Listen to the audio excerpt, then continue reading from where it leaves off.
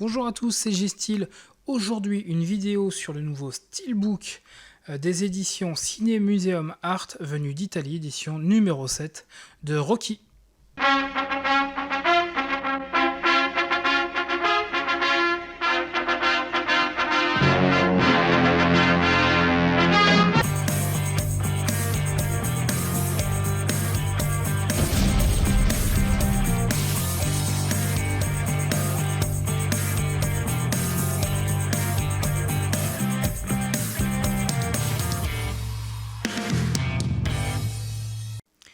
Et c'est donc une magnifique édition lenticulaire qui nous attend, édition donc venue d'Italie, qui va comporter le Steelbook, donc Worldwide Art, parce que c'est le seul Steelbook qui existe pour la collection Rocky au total. Il y a un Steelbook donc, que je possède notamment, qui est en OAB chez Blue Fads, mais qui peut être disponible aussi en Italie pour le premier Rocky uniquement. Je crois qu'il avait refait à l'occasion de la ressortie en 2014 du Blu-ray.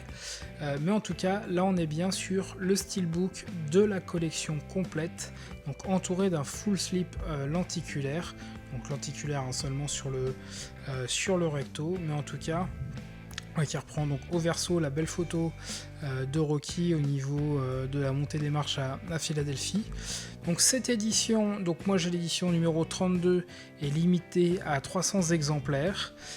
On est sur quand même une belle édition, vraiment qui va comporter pas mal de petits goodies, donc qui va valoir le coup, puisque on va avoir un certain nombre de choses pour rendre un peu plus premium ce Steelbook qui est plutôt de qualité plutôt moindre, en tout cas qui est pas digne de ce qu'on aurait pu attendre d'un Steelbook vraiment sur cette saga. Je pense qu'il y avait nettement mieux à faire et peut-être que ça sera fait à l'avenir, pourquoi pas avec des rééditions 4K, mais en tout cas là c'était pas le job à ce niveau là.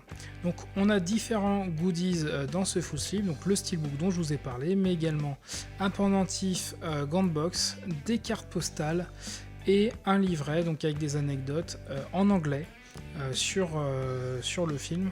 Donc finalement c'est un full slip qui est assez complet qui nous attend. Au niveau des cartes postales, ça reprend le principe de ce que vous avez dans certaines éditions asiatiques. Donc là par contre on n'en a que 4, des fois c'est fourni de façon un peu plus nombreuse.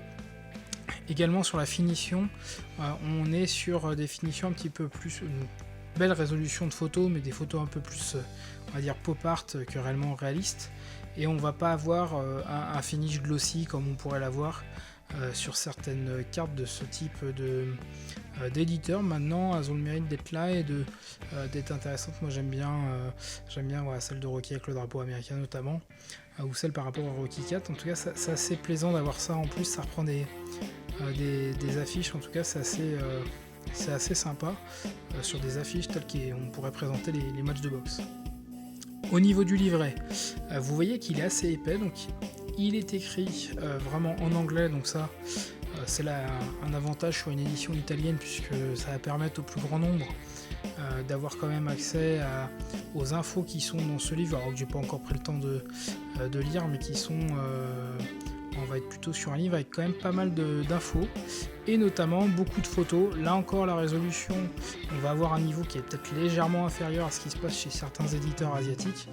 Maintenant on va reprendre des scènes quand même assez fortes, rien qu'à regarder les images, voilà, on va vite se remémorer les films de la saga qu'on a vu tous un certain nombre de fois. En tout cas c'est assez plaisant à feuilleter, et en tout cas voilà, on a plutôt la bonne surprise que ça soit pas écrit en italien, qui est une langue que je ne maîtrise pas. Donc c'est quand même un livret qui est solide à tenir en main, il est quand même assez épais. Donc là encore on n'est pas dans le côté brochure publicitaire, on a vraiment un petit livre en main. C'est plutôt sympa et la photo choisie est intéressante. Donc on a un lenticulaire qui est vraiment, on va reprendre donc on va dire les contenders, les différents adversaires qu'a rencontré Rocky au fil des films. Notamment on est surtout basé sur les 5 premiers.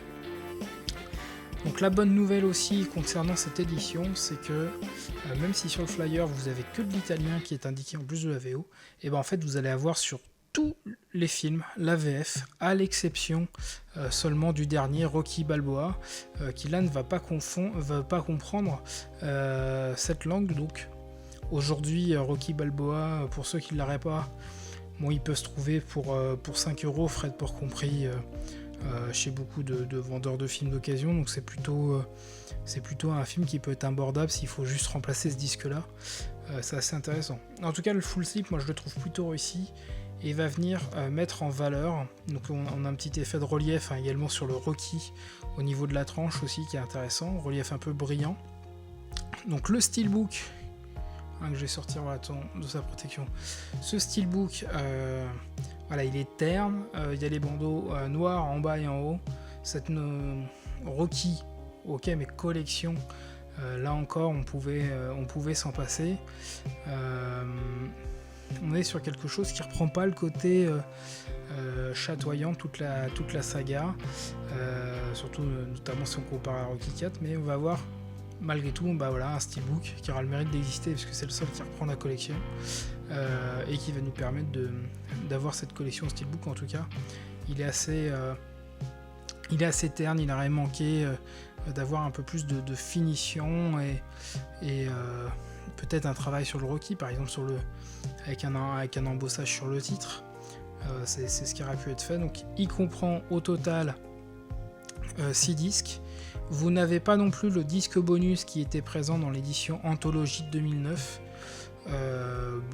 Après c'était des bonus qui étaient pas forcément dispensables, mais malgré tout ils ne sont pas repris dans cette édition non plus. Donc c'est ce petit bémol, c'est la petite chose qu'ils auraient pu rajouter. En tout cas, je vais juste finir donc, sur une petite anecdote qui vous fera un plus pour briller en société. Tout le monde dit que les Rocky, donc, notamment les films qui sont de 76 aux années 90 puis 2006 pour Rocky Balboa, ont été faits tous et écrits par Sylvester Stallone. Sachez que donc ils ont bien été écrits par Stallone, mais pas réalisés pour le premier et le cinquième, puisque c'est John G. Avildsen qui les a réalisés. Voilà, ça vous fait une petite anecdote de plus. Dernier point sur les disques en eux-mêmes. Normalement, le premier reprend l'édition de 2014. Voilà, merci à tous de m'avoir suivi. Abonnez-vous et à bientôt. Ciao.